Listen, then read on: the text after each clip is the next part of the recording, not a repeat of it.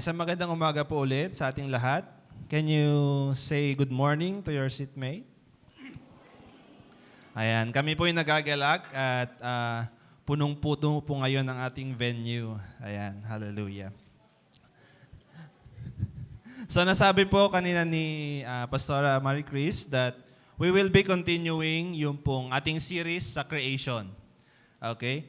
So natapos na po natin yung day 1 ng creation. Alam po ba natin kung anong nangyari sa day 1 ng creation? Ano pong ginawa ng Panginoon nung day 1? Okay, sabi po doon sa Bible, God created the light because in verse 3 ng Genesis chapter 1, sabi niya po doon, then God said, let there be light, and there was light. So yun po yung nangyari sa day number 1. Yung last po na nagturo sa creation series, if I'm not mistaken, is Engineer Jen. Nung siya po ay nagturo ng receive the light to become the children of light only. So, konting recap lang po. Yung kanya pong diniscuss noon, may pinakita siyang picture na light at saka ng darkness. Because nung day 1, ang ginawa po ng Panginoon is sineparate niya yung light at saka yung darkness. Okay, so ang tao daw dapat ay mamili kung saan siya pupunta. Okay? So since tinawag po tayo ng Panginoon, we are called to be in the light. Okay, wag po tayo doon sa gitna. Ano po yung gitna ng light and dark? Yun po yung gray area. Okay? Yung gray. Wag daw po tayong gray. Don't be lukewarm. Okay? Tayo po ay tinawag ng Panginoon to receive the light. And so, iniisip po siguro natin, bakit kaya importanteng mapag-aralan natin yung creation? Tanungin mo nga yung katabi mo, bakit kaya? Ayan. Bakit kaya importante pag-usapan natin yung creation? At kung bakit ginawa ng Panginoon yung lahat ng bagay from the beginning. So, the book of Genesis was written during the Israelites 40 years in the wilderness. Okay? Nung nasa wilderness na po sila, doon pa lang po naisulat ang libro ng Genesis. So si Moses po ang kinikilalang author ng Genesis. Okay? So pagkatapos na po itong napalaya ang mga Israelites sa mga taga-Egypt. Okay? Nakaalis na po sila sa Egypt, the land of slavery, at nakapunta na po sila, nasa wilderness na po sila. And they are stuck there for 40 years. And the message that God wanted to the Israelites to receive during those times is that there will come a time that, kasi nandun po sila ng 40 years, paikot-ikot po sila doon ng 40 years. Okay, could you imagine? Sino po mga 40 years old dito? Ayan. Ayaw mamin. 30? Ayan, 40 years. Imagine, pinanganak ka na doon, 40 years old ka na, andun pa rin kayo sa wilderness. So parang ganun katagal. Okay? Ganun po katagal silang nag-stay doon. And iniisip siguro nila, makakarating pa kaya tayo doon sa promise ng Panginoon na lupa para sa atin? Makakarating pa ba tayo doon? Minsan marami tayong tanong ngayon, especially concerning sa years ng buhay natin sa mundo.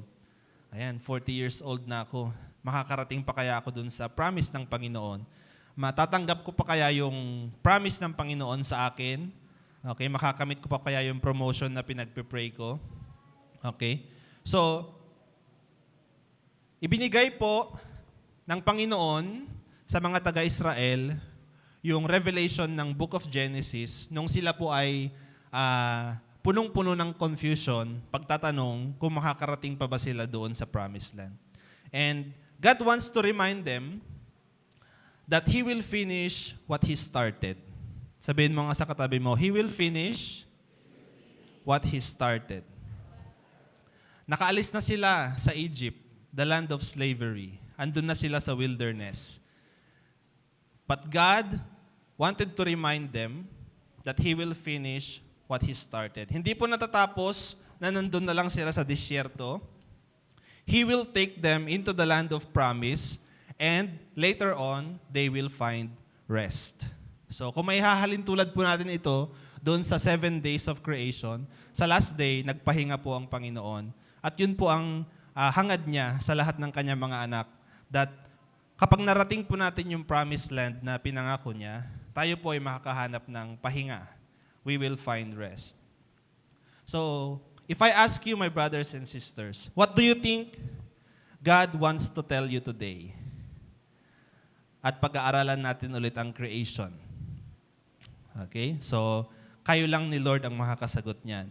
And one thing is for sure, ang Diyos ay makapangyarihan and nothing is impossible for Him. Amen? Okay. So let us now read the Bible in the book of Genesis, the first book, in chapter 1, beginning from verse 1 hanggang verse 8. Ayan, basahin po natin yung kabuuan ng mula verse 1 hanggang verse 8. NKJV. Ayan, basahin po natin. In the beginning, God created the heavens and the earth. The earth was without form and void, and darkness was on the face of the deep. And the Spirit of God was hovering over the face of the waters. Then God said, "Let there be light." And there was light. And God saw the light, that it was good, and God divided the light from the darkness. God called the light day, and the darkness He called night. So the evening and the morning were the first day. Yun po yung day 1 natin. Okay, verse 6. Then God said, "Let there be a firmament in the midst of the waters, and let it divide the waters from the waters." Thus, God made the firmament and divided the waters which were under the firmament from the waters which were above the firmament. And it was so. And God called the firmament heaven.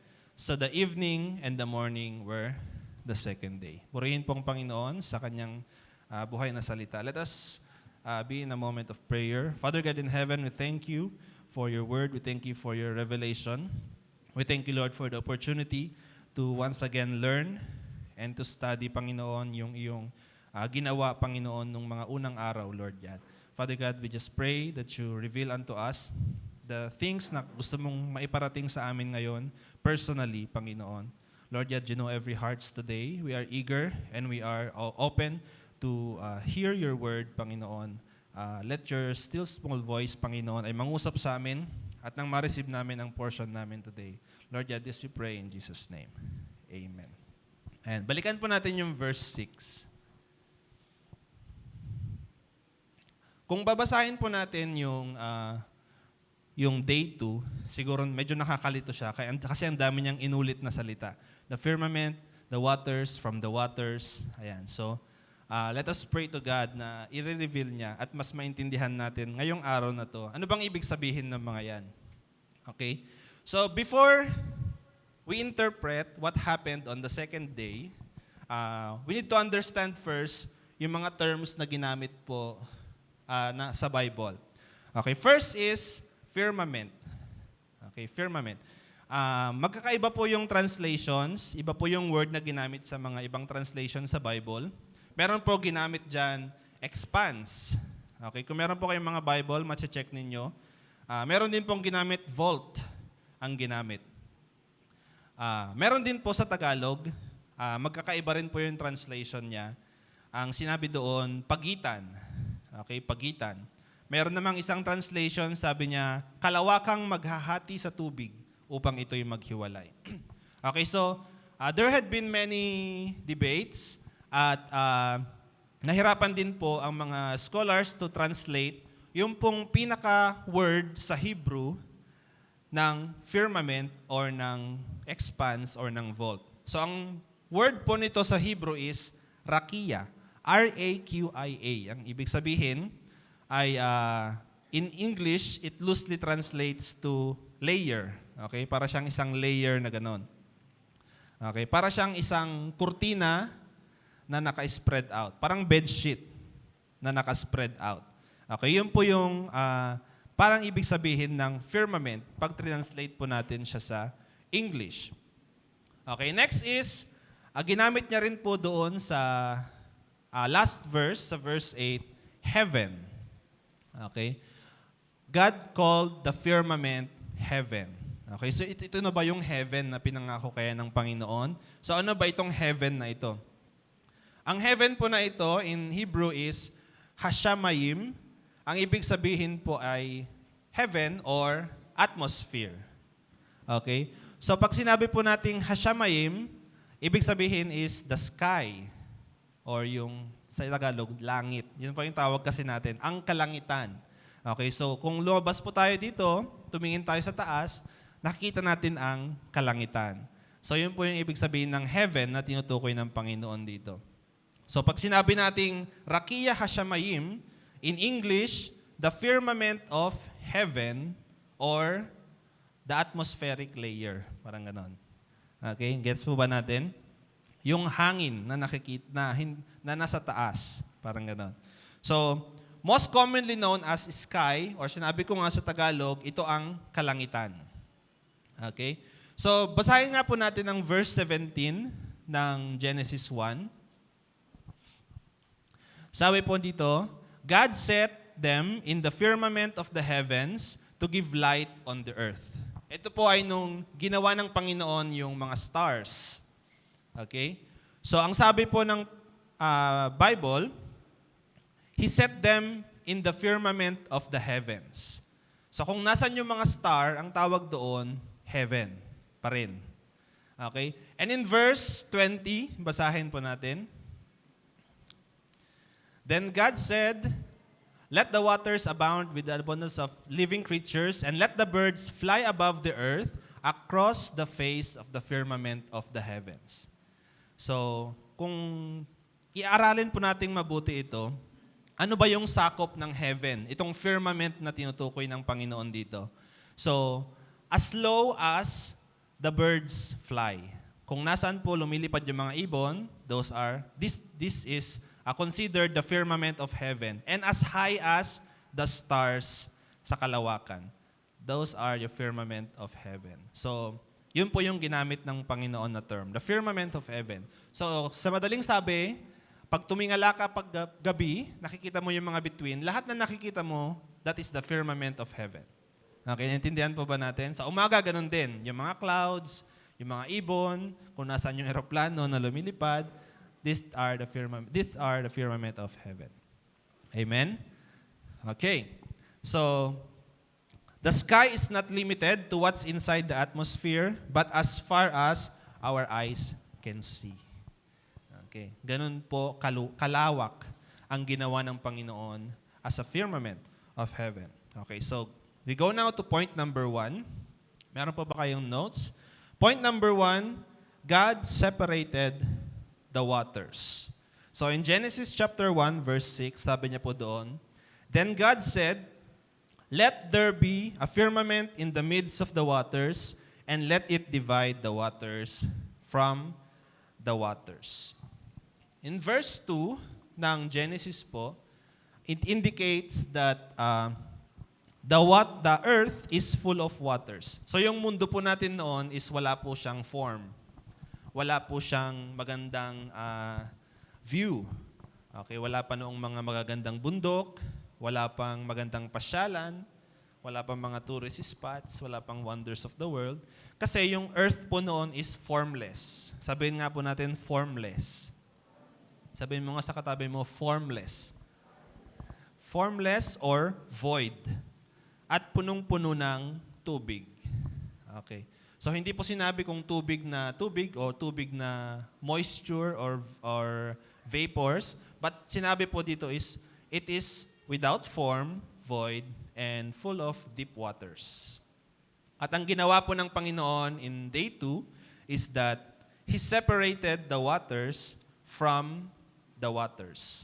Gamit po yung firmament na kanyang tinawag. So kung papansin po natin, yung first 3 days of creation, ang ginawa ng Panginoon is to separate. To separate things. Nung day 1, sineparate niya ang light and darkness. Nung day 2, sineparate niya ang waters from the waters. Okay, i-explain po natin ng mas maigi mamaya yon. And sa day 3, later on, He separated the land from the water. Okay? So ano po kaya yung gustong iparating ng Panginoon sa atin? Bakit niya pinaghihiwalay ang mga ito? in this generation today, Bible readers today, bakit sa tingin nyo pinaghiwalay ng Panginoon ang kadiliman at ang liwanag? It is like saying that God is, like God, how He works sa ating pong buhay. So He wants us to separate from our old, formless, and chaotic selves. Before God can fill our lives with new things, we need to separate ourselves from the old things. Sabi nga po natin, old things. Ano po ba yung mga ginagawa natin nung hindi pa natin nakilala ang Panginoon? Tayo po ay nabubuhay sa ating mga kasalanan, sa mga bisyo, okay? At ang sabi ng Panginoon, separate yourselves from the old. Pinag-separate niya po yung old tsaka yung new. And by separating these things, gusto niyang makita natin that He cannot fill us, He cannot fill the earth kapag punong-puno pa ito ng kaguluhan. Amen? So yung mundo na punong-puno ng tubig, hindi niya pwedeng ilagay ang tao doon. Okay, could you imagine kung nilagay na lang niya yung tao doon sa punong-puno ng tubig? Baka mga sirena at shokoy na lang tayo ngayon. Okay? So, puro sea creatures na lang siguro ang mga nagawa ng Panginoon. But God is a God of order at alam niya yung process. And He cannot feel something kapag hindi ito bago or hindi separated from His old things. Basahin niya po natin ang Luke chapter 5, verse 37 to 38. Luke chapter 5. Okay, sabi po dito ng Panginoon, "And no one puts new wine into old wineskins, or else the new wine will burst the wineskins and be spilled, and the wineskins will be ruined." Hindi daw po binubuhos ng Panginoon ang new wine sa mga old wineskins o yung mga old na lalagyan kasi masisira po yung lalagyan at masisira yung new wine na ibubuhos ng Panginoon. So mga kapatid, mga kaibigan, are you desiring for something new this year? Are you desiring for promotion siguro? Desiring for good grades? For your business na lumago? Are you desiring for, have you been praying for something sa Panginoon? Tanungin mo nga yung sarili mo, am I new? Bago na ba ako? Handa na ba ako? Tanong mo yung katabi mo, handa ka na ba? Kasi minsan hindi pa po tayo pinupuno ng Panginoon kasi yung pong ating sisidlan ay luma at hindi pa karapat-dapat malagyan ng bago. Kasi po, alam po ng Panginoon, kapag ibinigay niya yon, you will be ruined. Ikasisira lang po natin ito in the future. Okay, so yung mga delayed blessings na siguro ina-expect natin, bakit kaya? Tanungin natin ang sarili natin, tanungin natin ang Panginoon, bakit kaya, Lord, hindi mo pa ibinibigay hanggang ngayon? Hindi pa ba ako separated from my old self? May kailangan ba akong tanggalin? May kailangan ba akong gawin? So let us learn sa sinabi po ng Panginoon in Genesis, separate the waters from the waters. At sa day 1, sabi niya, separate darkness from the light. He doesn't give us what we pray for because it might ruin us. So, it would seem like sometimes God is taking too long to move sa ating pong buhay. And parang ang hirap niyang sagutin yung mga prayers natin. But sometimes, yung pong katigasan ng ulo natin, yun po yung nagde-delay sa ating answered prayer, kung tawagin. Amen? So, pag-isipan po natin mabuti ito. The Lord knows that we cannot rush things. Sabi ko nga, there is a process, there is an order ang ginagawa ng Panginoon. An order to follow. So imagine a world na hindi pa separated ang mga tubig, nilagyan niya ng puno, nilagyan niya ng kung ano-ano pa, hindi pa maayos. Magiging mas magulo pa ito. Okay? So, God is a God of order. And He created the firmament, the atmosphere, because He wants us to experience air. He wants us to experience the breath na He will soon give to people. Okay? So makikita po natin ito sa day 6, kung paano niya binigyan ng hininga ang mga tao. And He prepared tayo na kanyang mga pinili na makahinga doon po sa mundong ginawa niya by creating the firmament of heaven. So God created a space between the waters, separating the waters from the waters. Point number 2, God provides a breathing space. Basahin nga po natin yung verse 7.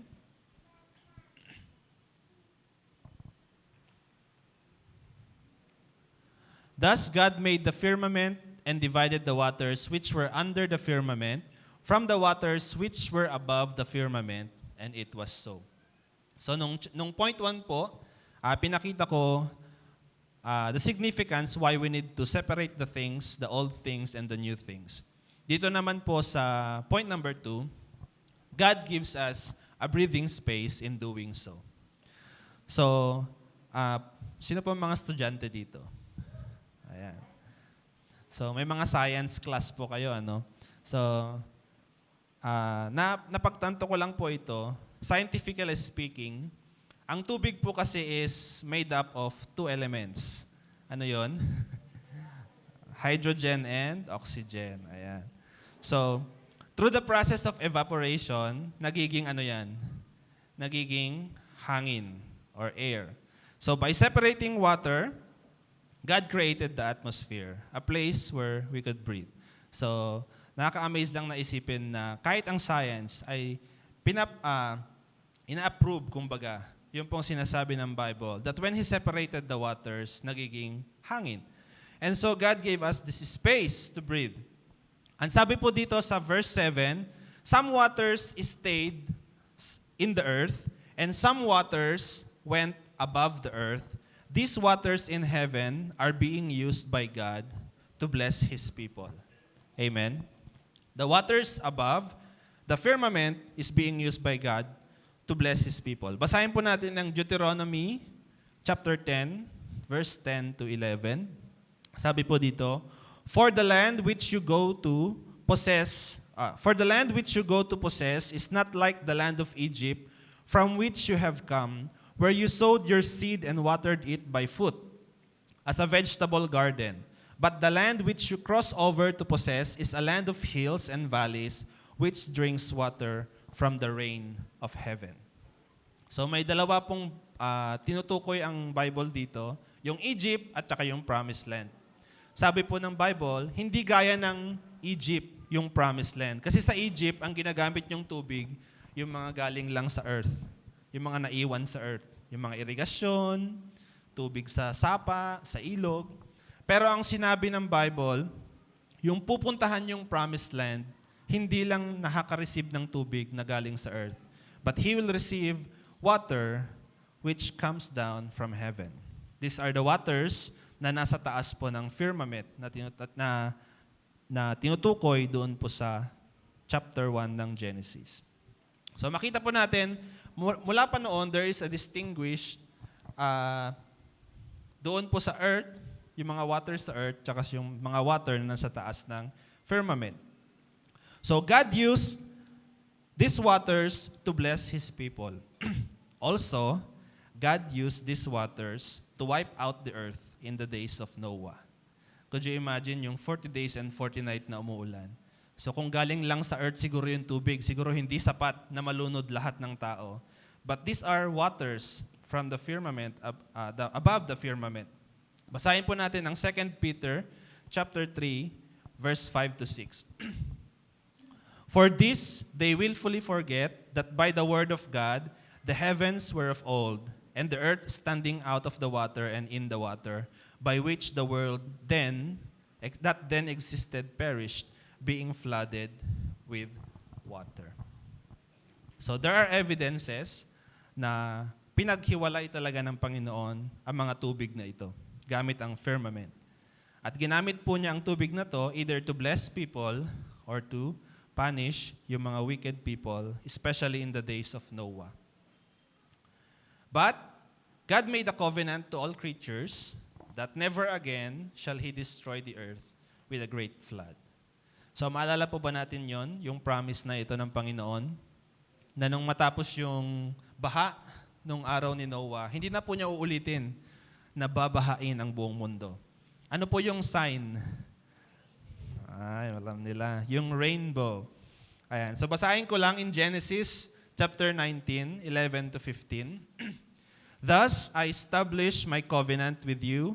Never again shall all flesh be cut off by the waters of the flood. Never again shall there be a flood to destroy the earth. And God said, this is the sign of the covenant which I make between me and you and every living creature that is with you for perpetual generations. Ibig sabihin po, hanggang sa dumating ang Panginoon, for perpetual generations. Sa lahat ng susunod na generations. I set my rainbow in the cloud, and it shall be for the sign of my covenant between me and the earth. It shall be when I bring a cloud over the earth, that the rainbow shall be seen in the cloud, and I will remember my covenant which is between me and you and every living creature of all flesh. The waters shall never again become a flood to destroy all flesh. Nakakalungkot lang pong isipin na yung rainbow ngayon, iba na ang ibig sabihin. Imbes na it represents the covenant of God, the mercy of God, it means today that it is the pride of man. Hindi ba? Nakakalungkot lang pong isipin how we twisted the word of God into the things na gusto nating ipagmalaki sa mga panahon ngayon. Pag nakakita po tayo ng rainbow, ibig sabihin yan, pride yan. Okay? Kasi may kanya-kanya tayong kailangang ipaglaban. So, bumalik po tayo dun sa sinasabi ng Panginoon. The rainbow is a symbol that God wants to show us mercy.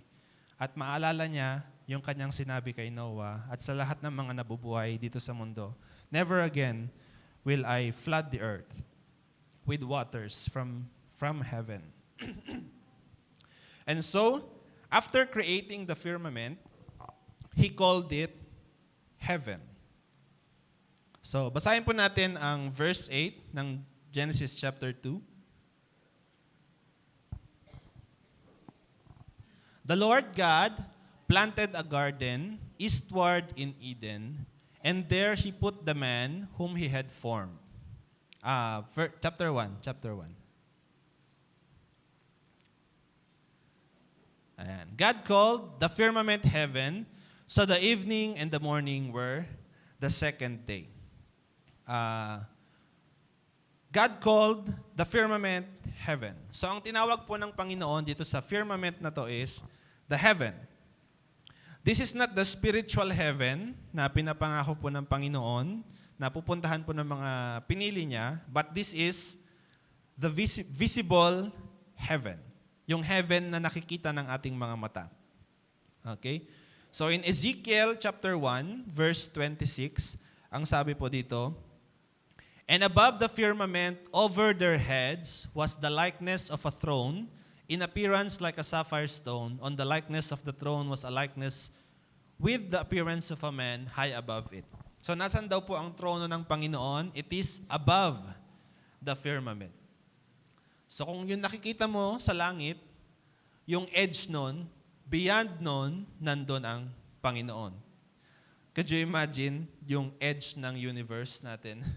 Mas malayo pa ito sa Mars. Okay? This is beyond the firmament na ginawa ng Panginoon. That is where the throne of God is located. No one could even imagine the gap between the earth and the throne of God. And somehow, parang sinasabi ng Panginoon sa atin, He wanted us to realize that there is an infinite distance between God and man. Yung bang abot tanaw mo na yung kalangitan, pero hindi natin masukat kung gaano kalayo ito. At kung ilang mga stars ang ginawa pa ng Panginoon beyond what we can see. So it is a reminder for us, brothers and sisters, that whenever we want to exalt ourselves, gusto nating itaas yung sarili natin ng mas mataas pa sa Panginoon, tumingin ka sa kalangitan. At makita mo kung gaano tayo kababa at kalayo sa status ng Panginoon. Sabihin mo nga sa iyong katabi mo, huwag kang magyayabang. Kasi mas mataas pa rin ang Panginoon. Whenever we feel like we know better than God, yung bang sa tingin natin, mas may alam na tayo kaysa sa Panginoon. And minsan, kine-question natin siya, Lord, dapat ito ang binigay mo. Dapat ito yung ginawa mo. Okay? So isipin natin, kapag tayo po'y dumating sa punto ng pagtatanong ng ganito, tumingin ka lang sa langit. At makikita mo na ang Panginoon ay mas mataas pa rin at ang kanyang kaisipan ay mas mataas pa rin kaysa sa atin na mga tao. Amen po ba? So ang Panginoon ay mas mataas at mas higit pa sa lahat ng pwede nating ipagmayabang dito sa lupa. Walang amount of money, walang amount of anything, mga ari-arian, mga bahay, lupa, business, or anything na pwede nating ipagmalaki sa Panginoon kasi napakalayo niya sa status po natin. God is very high and we are very low. It is also very comforting to know that even if there is a great distance between God and man, it doesn't stop God from moving into our lives today and in drawing near to us. So mga kapatid, I don't know kung saan po tayo nanggaling. I don't know kung ano po yung mga problemang dala-dala natin sa ating po mga puso ngayon. Did you ever feel like para tayong nalulunod sa dami ng problema, sa dami ng mga activities sa school, sa dami ng mga requirements, sa mga dami ng gawain sa bahay. So, especially sa may mga anak, mga mothers and fathers na may mga anak, have you ever felt that we are drowning sa lahat po ng mga gawaing ito? Are we drowning in sorrows? Are we drowning in utang? Sino po dito ang nalulunod na sa utang? Ayan. Are we drowning in so many problems? Sabi ko nga, tumingin ka lang din sa langit. Sabi mo nga sa katabi mo, tumingin ka sa langit. Because God created a breathing space for us. Amen? God created this para hindi tayo malunod and to remind us na He has given us this space para tayo po ay malayang huminga, malaya pong purihin ang Panginoon. And so, the skies are the evidence that He is continually working. Sa tuwing kami po ay lumalabas, especially kapag nagja-jogging na po ako. Every afternoon ng Tuesday and Thursday, yun po yung madalas namin pagja-jogging. Nakikita ko po yung langit kasi sunset. Wala pa po akong nakitang sunset na pareho doon sa mga araw na yon. So every day, it is very new. Iba't ibang itsura. So kung papansinin po natin, it is true, hindi lang po during sunsets, but every day, iba-iba po ang itsura ng kalangitan. And this is the evidence that God is still working and it is new. Ang kanya pong mga biyaya ay new every day sa atin pong buhay. It is new every morning. And the evidence of this is the painted sky na walang katulad kahit saan mang dako ng mundo, anumang araw, anumang panahon. Siya po ay nagbibigay ng bagong kalangitan, itsura ng kalangitan po sa atin. Umaga man yan o gabi. In Psalm 19, verse 1 to 4, at dito na po ako magtatapos. Ang sabi po ng Psalm 19, verse 1 to 4, "The heavens declare the glory of God, and the firmament shows His handiwork. Day after day, they pour forth speech. Night after night, they reveal knowledge. They have no speech, they use no words, no sound is heard from them.